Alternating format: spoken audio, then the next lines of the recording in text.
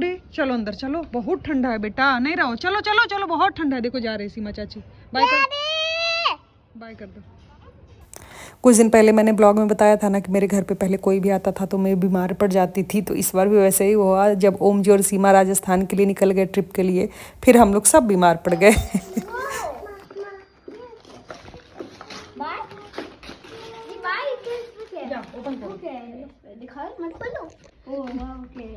कासू को दे दो।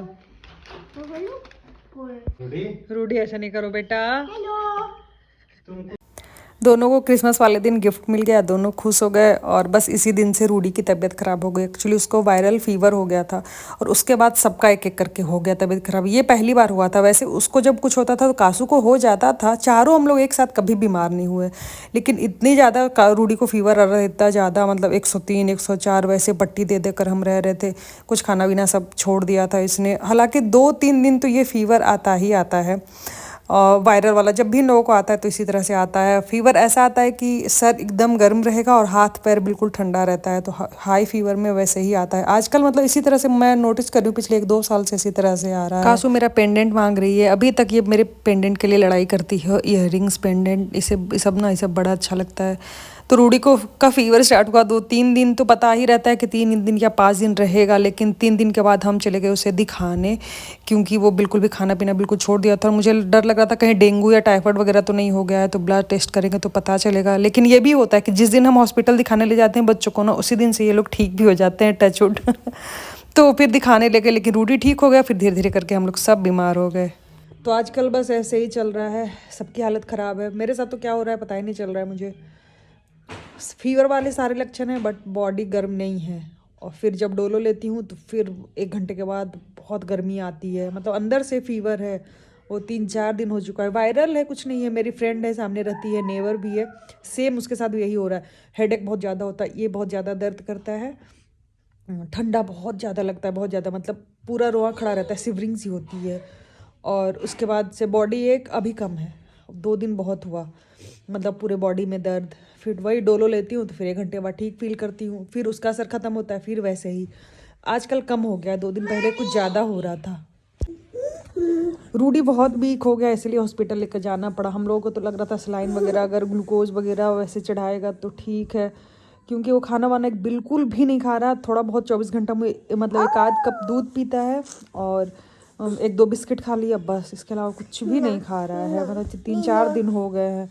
और पैर वैर दर्द करता होगा, बोलता रहता है मम्मा पैर दबा दो, जोर से दबाओ, सारा पैर दबाओ, दर्द करता होगा, बहुत कमज़ोर हो गया है। रूडी के डैडी भी थोड़े थोड़े, वो भी कल डोलो खा कर रहे हैं। उनको भी कुछ हो रहा था, बॉडी में पेन वगैरह। वायरल है, वायरल ही ये सबको हो रहा है। मेरे साथ तो ये पहली बार हो रहा है इतना ज़्यादा। कभी कभी होता है लेकिन 1 दिन में हुआ, ठीक हो गया। और वैसे में हालत में वीकनेस मुझे इतना ज़्यादा हो गया है ना, मतलब खाना नहीं खाया जा रहा है, टेस्ट एकदम चेंज हो चुका है। कुछ भी खाती हूँ तो हाँ बहुत कड़वा लगता है। हाँ कासू को भी देख लो, जो खाओ उसका टेस्ट नहीं आता, एकदम कड़वा सा लगता है। या तो नमक बहुत ज़्यादा लगेगा या नमक ही नहीं लगेगा, और इसके अलावा कोई टेस्ट नहीं आता है। खाए तो वो भी उल्टी पुल्टी हो गया। आज थोड़ी ठीक हूँ बट पेन वेन अभी भी है, मतलब परफेक्टली फाइन तो नहीं हूँ अभी भी। आज भी मुझे लग रहा है डोलो खाना ही पड़ेगा शाम तक। तो कुछ ऐसा ही मेरा न्यू ईयर का मतलब क्या बोलूँ, इस ईयर का लास्ट वीक चल रहा है मेरा। इसी तरह से हम लोग सब बीमार हो गए हैं। ये 31 वाला दिन था, 31 दिसंबर। तो सीमा जब ट्रिप पे थी तभी उसका बर्थडे था। तब जब वो वापस आई तब हमने केक मंगाया और केक कट कराया दोनों बच्चों के साथ। दोनों तो केक देखकर एकदम खुशी हो जाते हैं, केक कट करने को मिलेगा।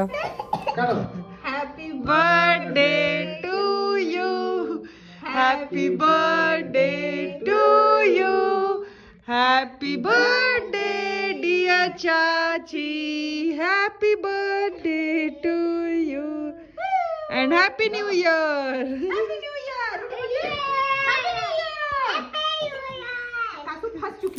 बाहर से हमने कुछ कुछ ऑर्डर किया था 31 वाले नाइट को ही, और वही हमने खाया। और बस इसी तरह से हमारा न्यू ईयर कुछ रहा, इस साल का रहा था। बड़ा ही बड़ी तबीयत खराब से। कासू का चेहरा देख रहे होंगे, और कासू का चेहरा ही देख के कैसे कैसे लग रहा है। तबीयत ही उसकी एकदम ठीक नहीं थी। और 1 जनवरी के दिन मैंने बनाया था पुआ, ये चीनी वाला, माल पुआ नहीं।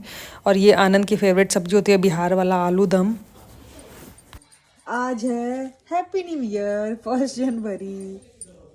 तबीयत सबकी ख़राब ही है। मैंने फिर से वॉमिट वगैरह मुझे भी हो गया।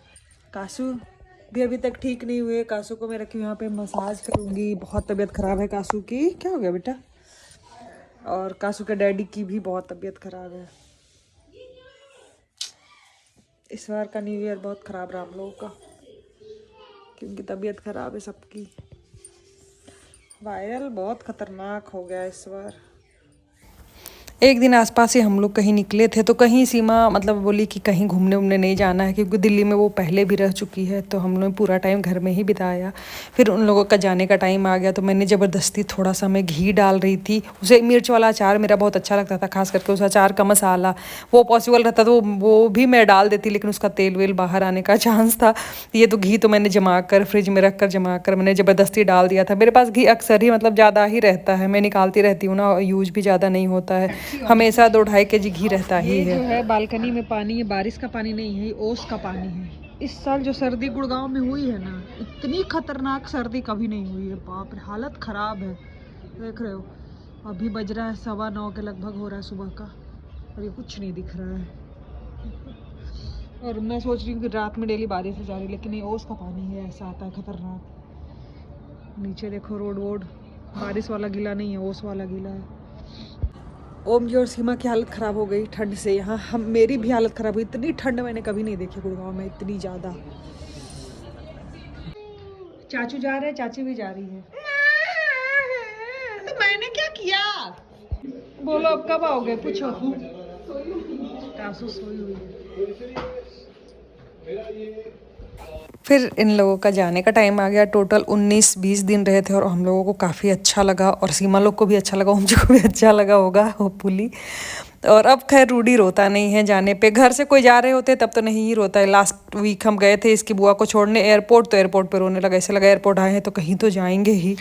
तो बस ये ब्लॉग, इस सीरीज का ये ब्लॉग यहीं पे एंड होता है, देवर देवरानी वाला, ठीक है। और भी बहुत सारे ब्लॉग बचे हैं, मैं धीरे धीरे करके सब अपलोड करूँगी। और वीडियो अच्छी लगी हो तो प्लीज़ वीडियो को एक बार लाइक ज़रूर कर देना। Thank you everyone, thank you so much for watching.